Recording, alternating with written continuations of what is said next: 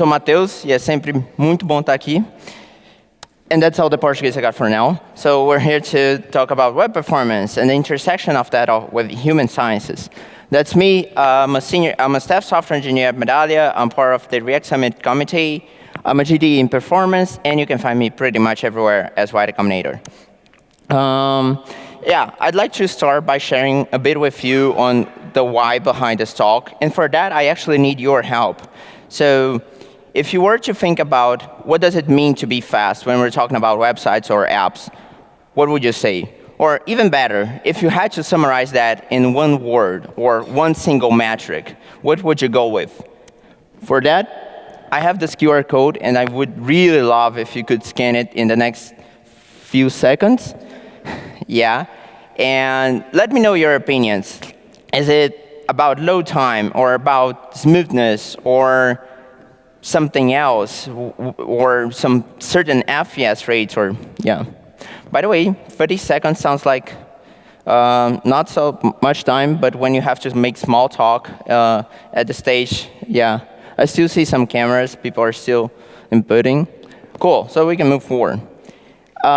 You probably struggled finding one single word or one single metrics because we live in this reality where we have dozens of them. Dozens of synthetic metrics, dozens of RUM metrics, not to mention the whole universe of custom stuff we're always introducing for our apps. So this is what we got from you, Gonzalez. But other than this, loading, annoying, optimization, retention, responsiveness, and the list keeps changing. And I have asked the same kind of question before at other performance talks. And as you can see, some people will try to come up with magic numbers like certain amount of seconds or FPS and etc. And that's the bottom line. Speed metrics are not a single number. And not only they're not a single number, but they sometimes can be hacked. And in the recent years, there's this trend where we're trying to use tricks and etc. to work around metrics like the ones we get on Lighthouse, just to game them and make our pages look faster. Even Salma, she's got a really interesting post on how hackable metrics and how Lighthouse can be. So that's the second thing. They're not a single number, and they can sometimes be hacked. And I think that's the important shift, that we start thinking about what's non-hackable in terms of metrics and performance. And those are the indications of what happens to our users. For example, their behavior, the time they spend on a site, bounce rates, conversion rates, the revenue of your app or product.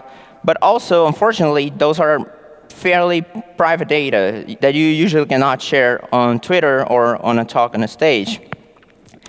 So that's why I really like this post by Andy, where there's this image where he summarizes this, this progression, where context influences visitor experiences, which then influences visitor behavior, and this influences the outcome, the business outcomes. And that's what I have planned for the next 20-something minutes. For the first half, I want to talk about bias and frustration, and for the second one, I want to talk about how we can actually think about measuring frustration. So yeah, bias. All of us have brains, and thus all of us have bias. So you've probably heard about bias before, but one of my favorite definitions is this one. A cognitive bias is a systematic error in thinking that occurs when people process and interpret information in their surroundings, influencing their decisions and judgments. And as you can imagine, the bias spectrum is just huge. We're talking about dozens, if not hundreds of them. So I obviously will not cover all of them. So I want to focus on 3 different areas for bias. When it impacts how we see our data, how our users or us as users judge and even remember our web experiences, and overall how we perceive time. So first part, how we see data. Basically, the 3 of them that I would like to start highlighting are outcome bias, when basically we are looking at performance metrics and we tend to pick data that confirms our past outcomes. The second one, and that's one of my favorites, is the confirmation bias, when basically we pick a data that's going to confirm what our pre-existing beliefs. So I started using this tool, and I understand that's going to improve the performance of my web page, so I'm going to focus on the data that shows this. And there's also clustering illusion, where basically we see patterns where data simply exist.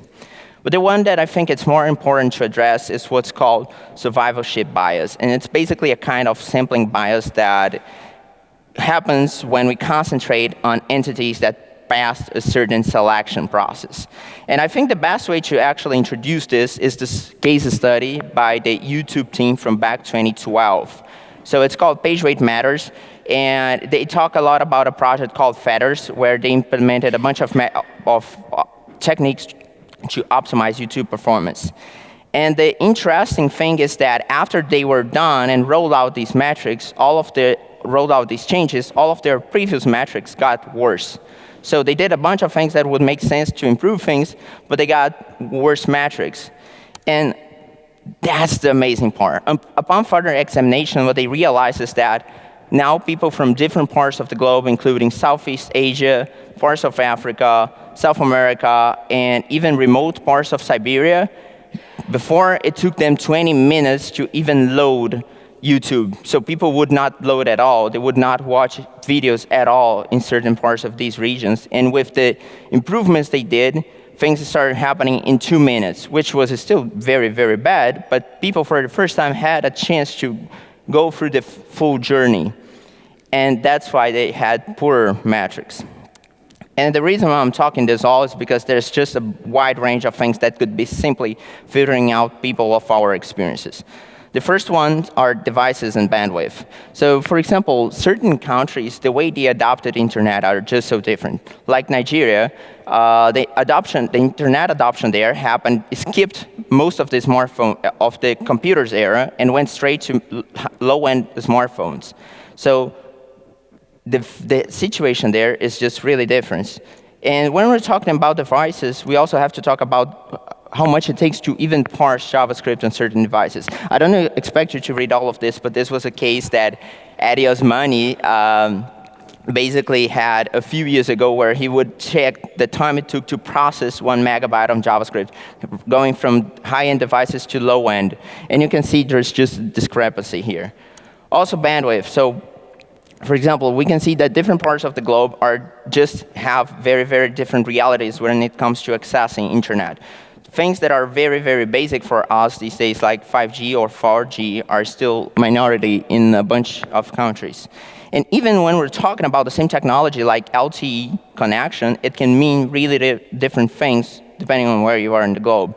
For example, in this study where they realized that certain parts 4G would be 6.07 and certain parts would be almost 45 megabytes per second. And this impacts all the way to download times, for example, that are just so different. And one last thing is actually affordability. So I grabbed 4 other countries that also speak Portuguese: Portugal, Brazil, and Angola, and Mozambique. And this chart is basically the cost of having connection at home versus the GNI per capita. So this basically means that for Mozambique, it is 45% of what they make in a year, every month, 45% of income, whereas in Portugal it's 1% and in Brazil 2%. So when you put on a different charts like this, it's really, really crazy to see this whopping difference in reality. That's why I really like initiatives like this one by Tim Cadlock back in 2015. It's called What Your Site Costs Your Users. And the site is no longer offline, unfortunately, but it really put into perspective where you would put your page, it would cross data from web page test with the World Economic Bank and literally show country by country how much of their income means just to visit your website. So that's the first thing that could be filtering out people out of our experiences. Another thing that we usually don't think about is the political context. For example, in China, there's this thing called the Great Firewall of China. Who have ever heard of it? Okay, almost half of you. So it employs a different set of measures to control internet access, and one of them is deep packet inspection. And all of these packet-related measures, they result in China to high packet loss, which means literally your CSS and JavaScript bundles or even images cannot load at all in mainland China. And there's actually a bunch of interesting resources showing like a bunch of really, really popular web pages out there and how some of them have almost 1/4 of them being delivered to people opening them. So That's really, really crazy to think about. And last but not least, another thing that could lead to our survivorship bias and could be filtering out people from using our experiences because of performance is actually accessibility. So we often don't think about, we see accessibility talks and performance optimization talks, but we're usually not thinking about the intersection of them. But it turns out that most of the times you cannot operate a screen reader without a keyboard. So all the things that are impacting keyboard usage will impact screen reader usage. And that includes, for example, delayed inputs, or the focus is being dropped because of layout shifts and whatnot. And guess what? All of the performance problems that we usually get by large DON and et cetera are also accessibility problems. For example, having excessive DON size with a bunch of nodes being nested and et cetera. And another thing are reflows. So reflows are another example of things that usually are poor accessibility, are poor web result in poor web performance and end up messing with accessibility as well. Another thing is lack of metrics. You're probably thinking, how do we even measure accessibility performance? Yeah, it's a tricky thing. Chrome Developer Tools protocol, they already have some experimental parts of the accessibility API that we can build on top of it, like the load complete event that tells you about the accessibility tree. And there are open issues on web-based tests and even Lighthouse to basically start ideating around on what could be performance metrics for accessibility. But overall, I think that this post by Matheus Albuquerque, who used to work at Mozilla in performance, doing performance and accessibility work for Firefox, summarizes things really well. So he said, reducing the number of milliseconds it takes for a screen reader to start speaking after a key press from about 100 to 140 to 100 here, or 120 to 100 there, doesn't matter much on a fast machine. On a slow machine, that reduction is from about 230 to 250 down to 200 or 190. So that's yet another thing that we should keep in mind, not to be filtering out people from our experiences, and it has to do with performance. And wrapping things up, it's crazy how even patience is a local thing. So I love this research that shows how these are just 5 high GPT countries, and you can grab 2 neighboring countries that even share a language, like United States and Canada, and you will see how different societies have just different thresholds for frustration. And you can check Germany, for example. Yeah. Another thing is how users judge our apps or how they remember them. And for this, I'd like to talk about serial position effect and peak and roll. So the first one tells us that basically people will recall the first and last items in a series as best, and the middle ones as the worst. And peak and roll is basically people will judge an experience largely based on how they felt at its peak and at its end. So connecting that with web performance, for example, your retention rate could be influenced by the best and worst performance of your first and last pages in a journey, whereas your conversion rate could be depending on the best and worst performance on the page just before the conversion, in this case the peak. And last but not least, it's crazy how these things even impact how we perceive time. For example, do you also feel like time is just speeding up as we age, like Christmas and other holidays, when we suddenly realize it's, oh my God, it's Christmas again? We're not the only ones feeling that, and that actually happens because our brain capability of processing out information damages over time, and this gives us the feeling that things are just coming so fast towards us. And that's all to introduce time perception, because the way we perceive time is so incredible. For example, that's why we have mirrors in elevators. When elevators were first introduced, they didn't have mirrors, but people would complain they took a lot of time. So people start using mirrors to distract you while we were in the elevator, and then drop complaints about that. And my first case that I really love on this is actually in airports. So in the Houston airport, some time ago, they did something really, really interesting, that they've noticed that people were complaining a lot about the time they had to wait for their luggage. So what they did was they basically moved, and it was like 8 minutes. And they noticed that people would walk for 1 minute and wait 7 minutes. So what they did is they moved the belts 7 minutes away so that people would walk 7 minutes and then wait for 1 minute. And guess what? Complaints dropped to almost 0. And we've always been in this search for around time perception and finding the perfect number. This since '68 in computers, and actually decades ago we found these magic numbers like 0.1 second for things-to-thing instantaneous, 1 second to keep the flow of thought, and then 10 seconds to keep the user's attention. Same thing with Google and the rail model, but different thresholds. And it's crazy how this even impacts our code. For example, the performance observer that we have that watches for long tasks, basically the magic number of 50 milliseconds is actually coming from this rail model. And I'm a React developer, and it's crazy to see that even in the source of the React scheduler, we have this kind of thing. So different thresholds to basically understand when things should feel user blocking or when they don't have to feel instantaneous, and etc. And that's all because we want to avoid frustration. Because frustration can easily map to stress. For example, when they realized using brainwave analysis that on a slower connection, people had to concentrate 50% more, and that causes stress. Or even anxiety when they realized that delayed web pages caused a 38% rise in the user's heart rates, and that was equivalent to watching a horror movie. And even rage, when they realized that basically 40% of British people reported that they had at least once become physically violent toward their computers. And we have modern studies too, like about smartphones and slow experiences on smartphones, where 4% of people even threw their phones away because they were mad because of slow web pages. So we know we don't want frustration, but how can we even measure it?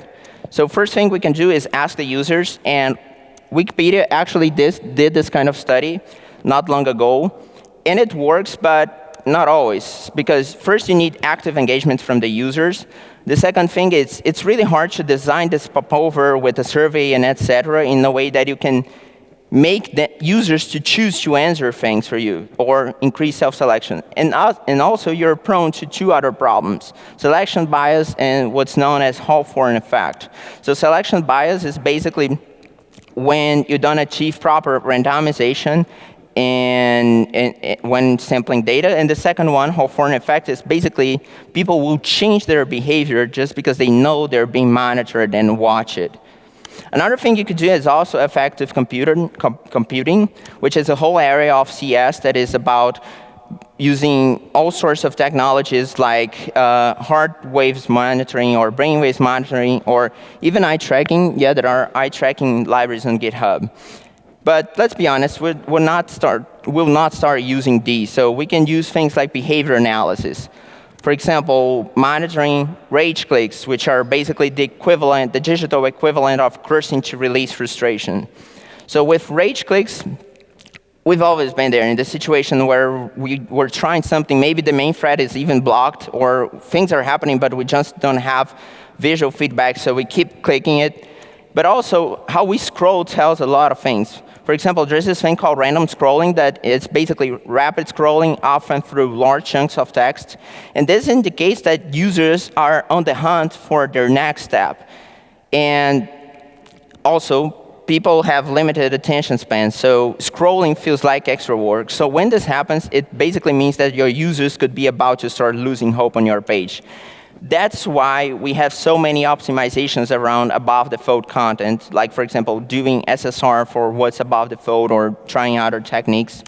Anyways, there's a lot of interesting research showing how scrolling correlates with attention. And the last one I wanted to show when it comes to behavior analysis is what's called wild mouse or thrash cursor. So, and that's all about how websites can read your emotions by seeing how fast or even how you're moving your mouse. So thrash cursor is about movement covering a high distance traveled in a short amount of time with no intentionality. And it indicates patience, doubt, difficulty, or anxiety. And this could be, first of all, because of performance, when it happens, for example, when you're waiting for a video to buffer or the next route of your SPA to load. But it can also indicate that your site has a high cognitive load, for example. And one of the last things I want to talk about is correlations, because it's really important that we can establish them. First of all, with Core Web Vitals. So there's a bunch of interesting research connecting every single one of them with one of the things we discussed, like the largest contentful paint with the retention rate, or the cumulative layout shift with the reload rate, or even the new one, INP, interaction to next paint, with the rage click rate. It's also important that we can think about what are the UX impacting metrics we may have, because this changes a lot. For certain apps, it can be the time until scroll effects start to work, or click events start to work. And depending on your priorities, let's say GDPR and cookie banners are your priorities. So your key metric can actually, because of compliance, can be the time until your cookie banner shows up and is interactive. I really like this post by Vercel, where they show that for V0 and chatbots in general, they figured out that the time to focused input was the metric that really mattered for them. So it changes a lot. And at the end, we should look for business outcomes. That's why I love this book. It's called Time is Money by Tammy Everts. And it contains a bunch of cases around this and the business results of optimizing performance. There's also web performance optimization stats that you can check, and it has like dozens of case studies collected throughout the years. And last but not least, web.dev by Google is also full of cases where we optimized this Core Web Vital, and the result was this increase in sales, or this decrease in bounce rates, for example. Whew. I know that was a lot. I hope I have done a somewhat decent work trying to connect bias, user frustration, how we can use behavior analysis, and all of that to establish certain correlations that matter. Because it's important that we see how they all connect, that we collect all these contextual metrics, but it's also important that we can correlate them. I think that's kind of why my talk is just following up the previous amazing talk. So some closing thoughts, finally. So the first one is you can't really fix what you can measure, and this will sound like it's cliche for everyone because it is, and it's super obvious, but sometimes the obvious needs to be said. The second thing is it's important that we always try to correlate behavior analysis with contextual metrics and the final business outcomes, because that's when we'll be able to tell the full story of what's happening. The third thing is Core Web Vitals. Tim Cadillac said this not long ago, and I couldn't agree more. Core Web Vitals are a better starting point than a finish line. So let's not make this our end goal, just to have 100 out of 100 in every single possible category.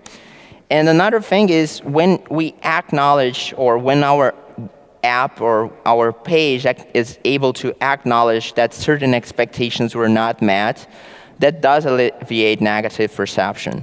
That's why this kind of thing, yeah, it's taking longer than expected, we'll get there, and et cetera. There's a lot of research showing how computers that apologize have a very, very positive result in perception. And I guess that the final message here is there's almost every time a nice business case to improve web performance. But trust me, performance is a lot more than just business. That's why I really like when Mozilla, MDN, they say that for them, web performance could actually be considered a subset of web accessibility to begin with. And remember that post from the beginning that I told about Feather and the YouTube case and etc.? The conclusion was, many of us are fortunate to live in high bandwidth regions, but there are still large portions of country that do not. And he ends up with this whole call to action on empathizing and etc. And those 5 were probably my main takeaway for you all.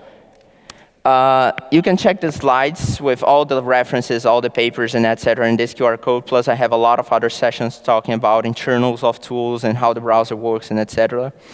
And that's it. Muito obrigado for having me.